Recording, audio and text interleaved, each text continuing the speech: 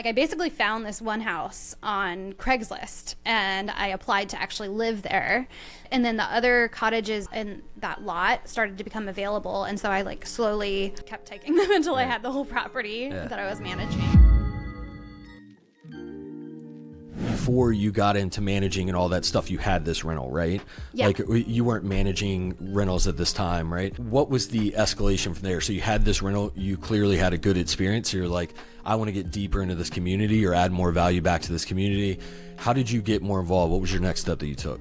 Yeah, that's exactly what happened. I wanted to do this all the time. So about a year and a half later, I actually packed my bags and moved to San Diego, California. I very specifically chose the exact neighborhood that I moved to because it would be great for short-term rentals and also just an incredible community to live in. Like, I found a place 2 blocks from the beach, this whole community of little surf shacks, and I ended up running the whole thing and living in one of them.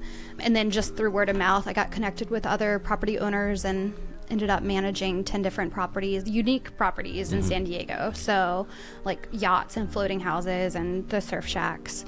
And at that point I had to quit my job because I was getting so busy with my co-hosting business. Did you own any out there as well? Or were you No. just managing other people's short terms? Yeah, I was just managing for others. I did not have money to own beach property in San Diego. Yeah. So I was doing co-hosting and rental arbitrage at that point. Tell us a little bit about the unique properties that you were managing out there, because that sounds awesome. Yeah, it was so cool. So I had these adorable little surf shacks. I can send you photos of all of these, but they're really, really cool. And there were 5 of them. And then I had 2 yachts right in basically downtown San Diego, and then a floating house, like a 2-story floating house. That was really cool and unique and like just neat because that's how I got started. Like, as a traveler, the first place I stayed at was a floating house. So it was like a very full circle moment. Right. And then I had a luxury property in Del Mar that I co-hosted for. And yeah, there's a lot of these like little clusters of like tiny little cottages right by the beach. I lived in a neighborhood called Ocean Beach.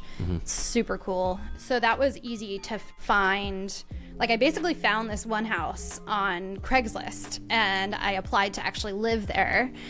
And she let me rent out a private room in that house. So that, like, when I first got to San Diego, that's how I got started. And then the other cottages in that lot started to become available. And so I like slowly That's awesome.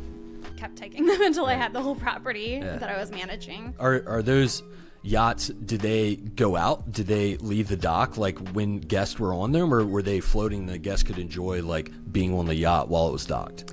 They were all docked. Okay, that's what I figured. Yeah, And then so they stayed. The amount of creativity that you can have with these things is unbelievable. Like, there are some investors I know that have tree houses and that have like yurts and stuff like that. And there's so many different things, like different variations of like teepees and stuff like that. Yeah. Lots of like glamping type stuff. But yeah.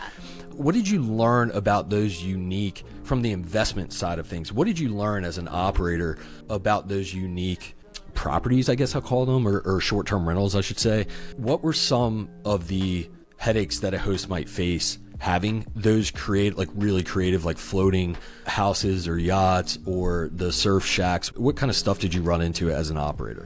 Yeah, well, first off, they do very, very well on Airbnb. People love those unique stays and will definitely pay top dollar to experience something like that, especially in San Diego. A lot of people were there for, a once in a lifetime thing.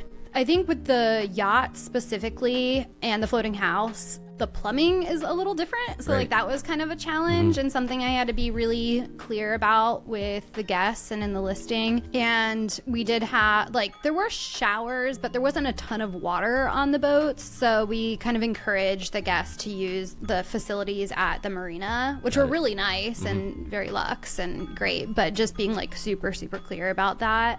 That was probably the biggest challenge. And, they have to be like pumped out, and whatnot. So just like coordinating all of that, just an extra thing to do. But with the amount of money that they were bringing in, it was completely worth it.